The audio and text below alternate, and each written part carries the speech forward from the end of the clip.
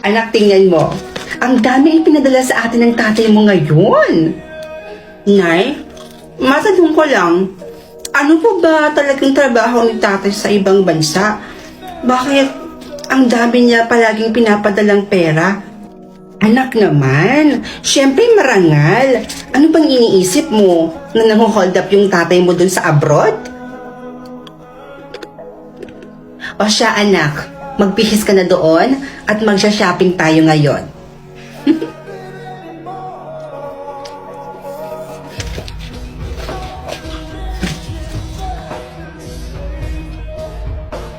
Nay, nagpadala na naman ba sa inyo si tatay?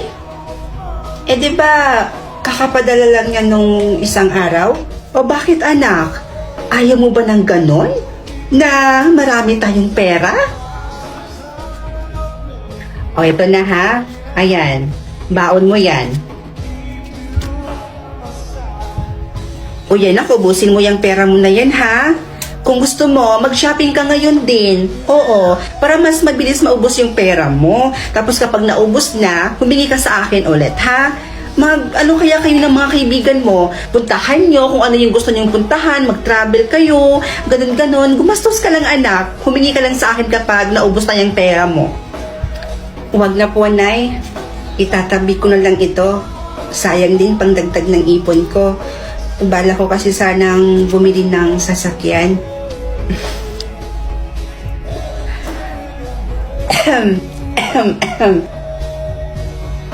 Oh. Oy, ano pang hinihintay mo dyan, anak? Eh, testing mo na yung kotse mo. Nandoon na sa labas yung paborito mong kotse. Totoo ba to? May sasakyan na ako. Tay, bakit ganyan po yung tono ng boses nyo? May sakit po ba kayo? Baka inaabuso niyo na po yung katawan nyo kakatrabaho. Eh, ang laki pa naman ng perang pinapadala nyo dito sa amin sa Pilipinas.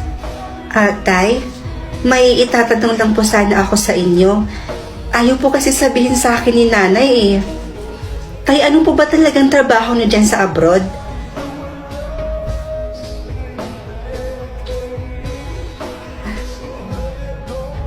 Sige po, Tay. I love you too.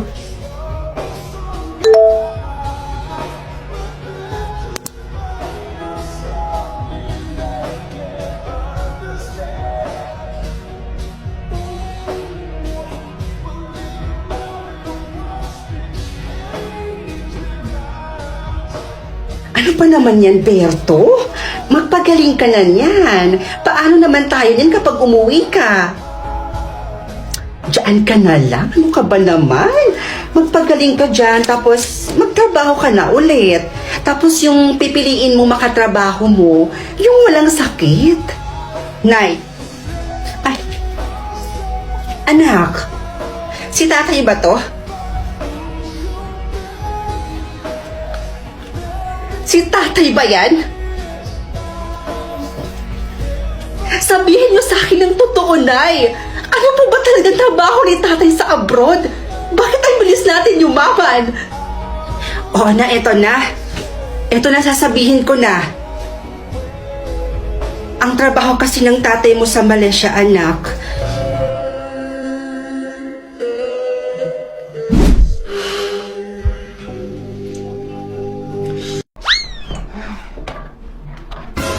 Hala ka, ate ah. Lasing na lasing ka. Isusumbong kita kay mama. Bitawan mo nga ako! Pasusuntok kita dun sa gwapo kong kapatid eh. O sige, sige, sige.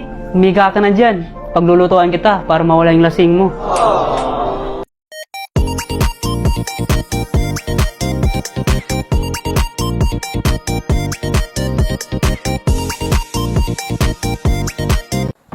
Finally, nabili ko na rin kayo. Uy, basta ano nga ulit pangalan ng boyfriend mo? And why? Bakit mo naman naitanong? Napaka-green flag kasi ng boyfriend mo na yan. Tingnan mo nga yun, no? Ini-spoil ka din sa mga bagay na gusto mo.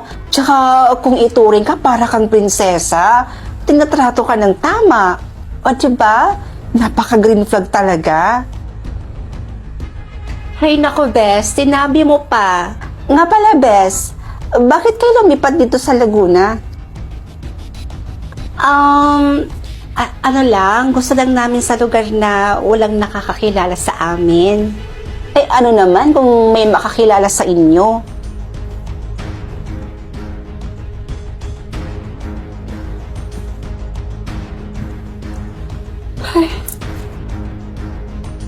Ay, taray. May babae, bakit ngayon ka lang? Anniversary kasi namin ng boyfriend ko. Kaya nag-check-in kami sa... Alam mo na. Oy, sana all. Uy, siya nga pala, Bes, may dumating dito kanina na sulat. Galing daw kay... Wait, eto. Para daw kay Ben Villanueva? Oh. Sino yan? Kapatid mo ba? Oo. Oh, para daw sa kanya yan. Babe naman yung kamay mo. Masakit. Huwag mo masyadong ipasok. Ay nako, sobrang traffic talaga. Pasensya ka na, basta ngayon lang ako Ay, sorry. Bes, nandito ka na pala. Nandito pala yung jowa mo. Sinamahan niya lang ako kasi mag-isa ko lang kanina. Babe, si Karen, siya yung kasama ko dito sa boarding house at best friend ko.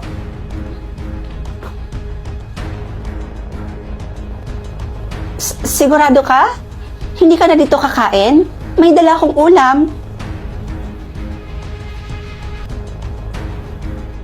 Uy, babe, ano ka ba naman? Aba, mga burikat. Nakakahiya kay Karen. Uy, alam nyo, totoo pala yung sinasabi nila, no? Kapag palagi mo nakakasama yung jowa mo, nagiging magkamukha na kayo. Tingnan nyo kayong dalawa, magkamukha kayo.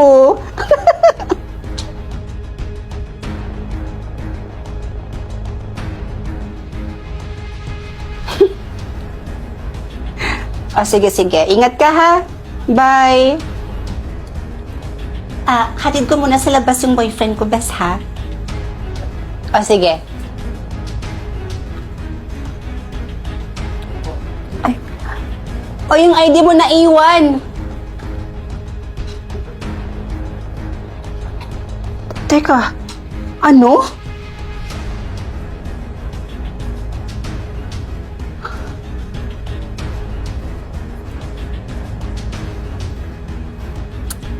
Bes, kamusta naman yung pasok mo?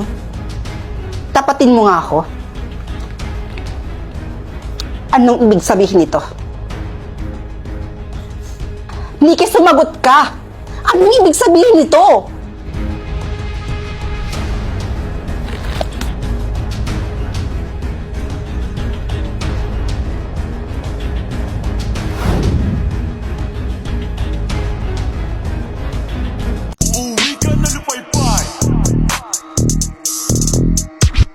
Girl, alam ko naman na sexy ka, maganda ka at kikay ka. Pag ikaw ay aking binira, girl, lupay-pay ka. Alam ko naman na sexy ka, maganda ka at kikay ka. Pag ikaw ay aking binira, girl, lupay-pay ka.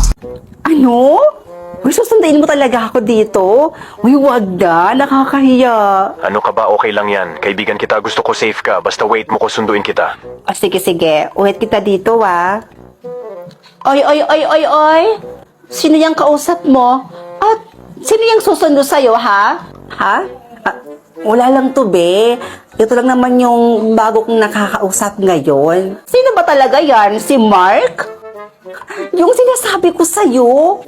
Your Honor, hindi ko na po matandaan. Alam ko na. Yung lumaki sa farm. Hindi, taga Davao yun. Hay nako, be. Sino nga? Ang dami mo kasi sinasabi sa akin na nakakausap mo. Be, bago to. Cute siya, matangkad, tsaka pogi. Diyos ko, be. Kinakabahan na ako, Saan mo nakilala yan?